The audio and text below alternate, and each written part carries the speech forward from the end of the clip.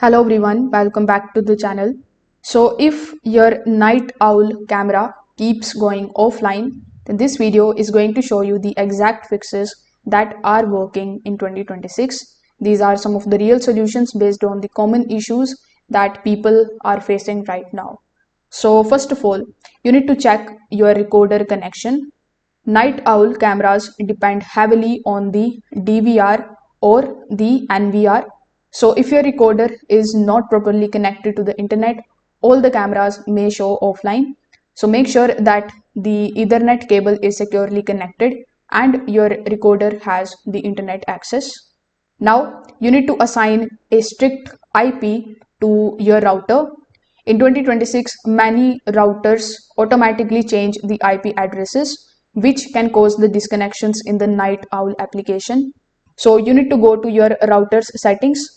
Then you need to simply reserve a static IP for your DVR to keep the connection stable. Now you need to check your upload speed. Night Owl system requires stable upload speed and not just download.